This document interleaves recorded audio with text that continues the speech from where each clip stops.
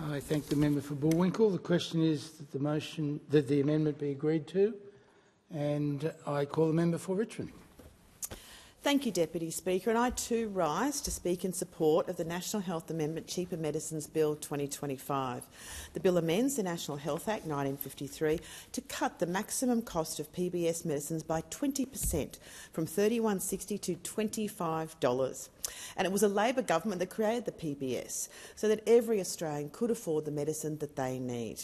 Now, the Albanese Labor government is continuing that legacy, strengthening and protecting the PBS for future generations. And without the PBS, many medicines would cost hundreds, even thousands per prescription, making access to vital medications difficult, if not impossible, for so many Australians. Now, we know that for so many people the cost of medicines is a major contributor to cost of living pressures, but delaying or foregoing medicines and medication due to cost can lead to worsening health conditions, more complex treatments and higher long-term healthcare costs. This bill is the latest in a series of cost of living measures delivered by our government to make medicines even more affordable. It fulfils our 2025 election commitment to reduce the PBS general patient co-payment. From the 1st of January 2026, all Australians with a Medicare card will pay no more than $25 for PBS medicines.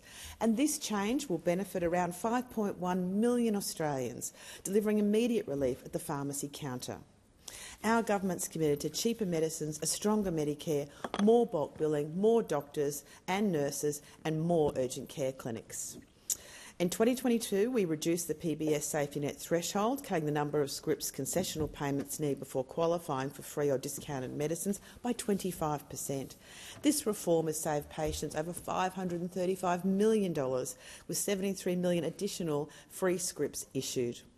In 2023, we made the largest cut to medicine costs in PBS history, reducing the general patient co-payment from $42.50 to $30, a 30% reduction, saving patients over $755 million.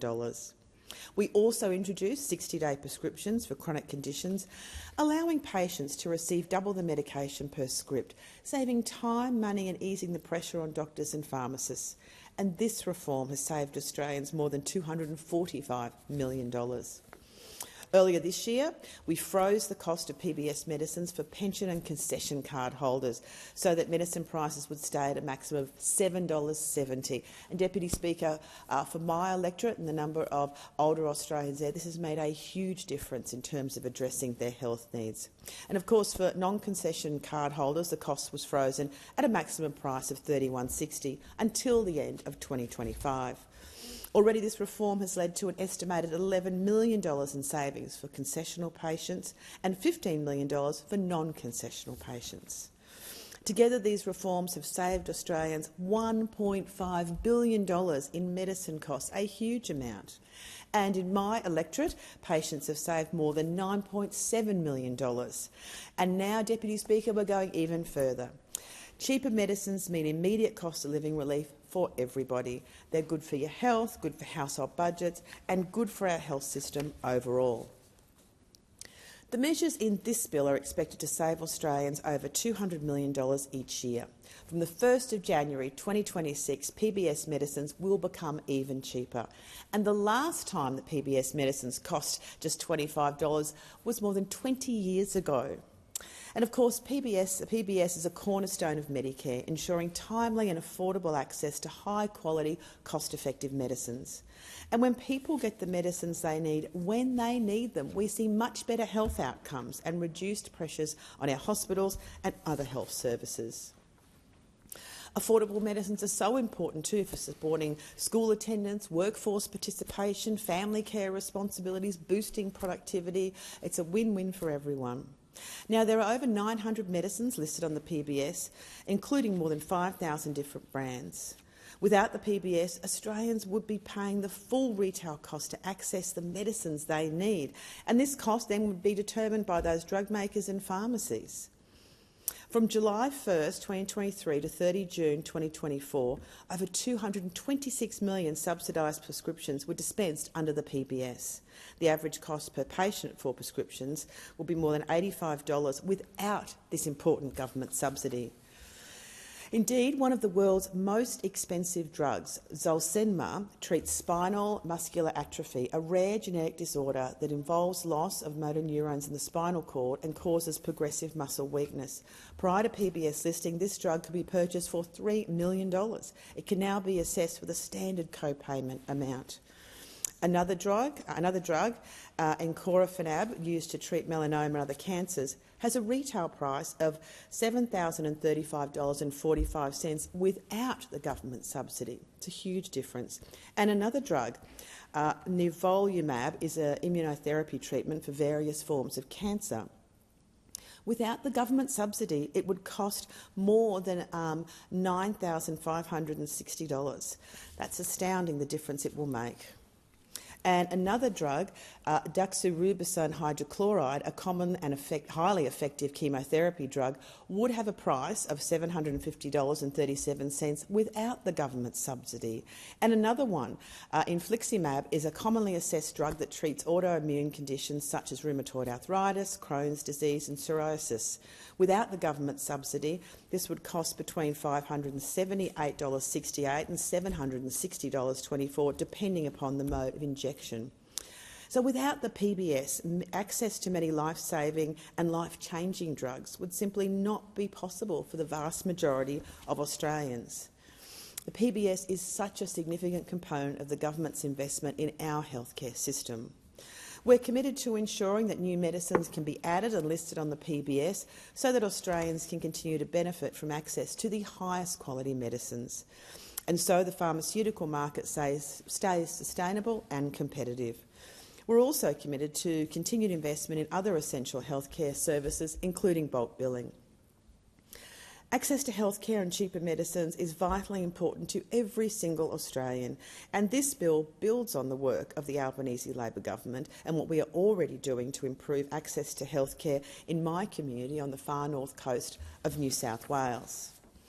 Deputy Speaker, at the recent election, prior to that, I made a commitment that if the Albanese Labor government were re-elected, we'd be delivering a Medicare urgent care clinic in the Tweed region, where all you will need is your Medicare card, not your credit card. And at the new urgent care clinic, locals will be able to access free urgent care when they need fully bulk billed treatments without waiting hours in a busy hospital emergency department. This urgent care clinic will make a huge difference to the people of the far north coast. Now, recent data has shown us that over 22% of presentations to urgent care clinics in New South Wales have occurred outside normal business hours. That's when people do require that treatment. Over 1 in 4 visits take place on the weekend, and 1 in 4 visits involve treating a young person under the age of 15. This is a very, very clear indication that the Medicare urgent care clinics are filling a really vital and crucial gap in providing services outside of standard hours and over the weekend. These clinics are giving families in New South Wales and indeed right across the country timely access to bulk billed healthcare and peace of mind that help is always there and available. And of course it will take the pressure off our hospitals as well. We're also delivering access to a free walk-in mental health care clinic for locals with the Medicare Mental Health Centre in Tweed. And again, another election commitment that I'm very proud to be a part of this government and proud to be delivering on. The centre, the Medicare Mental Health Centre, will be open for extended hours with no appointment or referral needed. Just walk in, no appointment, no referral, to get the health care that you need, the mental health care that you need. You can walk in and get that from this centre, and I know that for other centres around the country, again providing vital support for people. And that mental health centre will be staffed by qualified mental health professionals, including social workers, nurses, peer support workers, and the centre will provide immediate relief for people in distress as well as ongoing care for those with more complex mental health needs.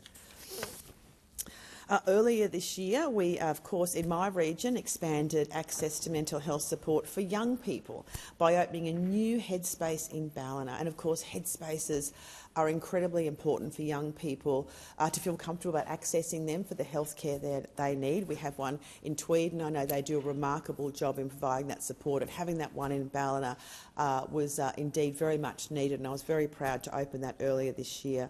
We're also making MRI scans more affordable and delivering health services to support those experiencing homelessness on the North Coast.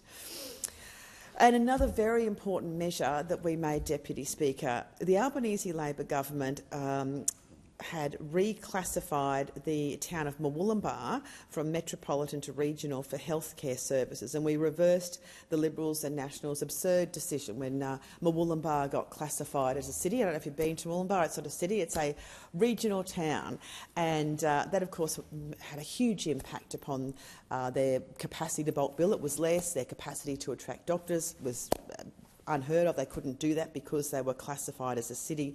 And I really want to congratulate everyone, particularly in Murwillumbah. This is a community victory, and they made their voices heard, and we heard it. Labor listens and Labor's acts, and we changed that classification.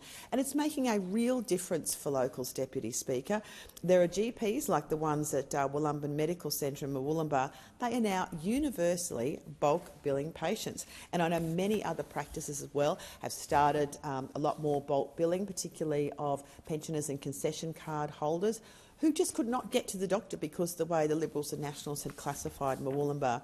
They can now, and that's great, and I know that I hear from many of the GP practices as well. They've had a lot of interest from doctors that want to move there. Now they can access more incentives for that. And I was really pleased recently to visit the Wollumban Medical Centre to celebrate this good news about them universally bulk billing everyone. And they told me they can do that now because the Albanese Labor government reclassified Murwillumbah as regional, and also with our increases to bulk billing incentives that are coming in from the 1st of November 2025. So a perfect example of a government listening and acting, and how our really strong policies in terms of accessing healthcare are making a difference to regional Australians who are quite often have had difficulty accessing healthcare, but we're making sure across the country that people have more services than they do need them. And as I say, our government is committed to strengthening Medicare by making PBS medicines even cheaper, increasing bulk billing incentives, opening up Medicare urgent care clinics like the one we'll have in Tweed Heads, and growing our health workforce to deliver more doctors and more nurses, which we very much need on the ground. We're also investing in women's and men's health initiatives. We're opening more endometriosis and pelvic pain clinics. We're investing in a lot more free mental health support, and also establishing 1800 Medicare, a free 24/7 health advice line that people can access. Now, of course, if we want to look in contrast to all of those actions by our government, by the Albanese Labor government, the Liberals and Nationals' record on Medicare and the PBS is crystal clear. They cut $50 billion from our hospitals, which quite frankly was catastrophic in terms of the capacity to deliver health service, had a huge impact. They disgracefully froze the Medicare rebate, and they made it more expensive to see a doctor by freezing that rebate. And they planned to increase the cost of PBS medicines as well.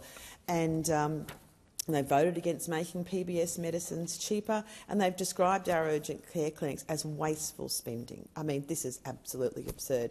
These are game changers, the initiatives that we have had, and people know that Labor's committed to delivering and strengthening Medicare, and they know when it comes to the Liberals and Nationals, when the former opposition leader was Health Minister, all the cuts that he had made, and in him saying too that, you know, that not everything can be free. I mean, it's absurd, the impact that had, and his cuts right across the board.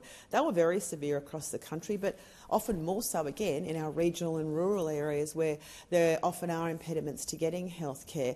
So people in my region suffered the many years, 9 years the Liberals and Nationals were in government, with their consistent cuts at every term with health care. It is a big job, and our government has been working extremely hard, and I want to acknowledge the incredible work of our Health Minister in his commitment to strengthening Medicare. And we are seeing the result on the ground now. We know there's a lot to do, but all those changes we have made a massive difference to people across the country, and particularly in my region. And locals in my community on the far north coast, they know you can only count on Labor. You can only count on Labor to strengthen Medicare and improve the PBS. And Deputy Speaker, I commend the bill to the House.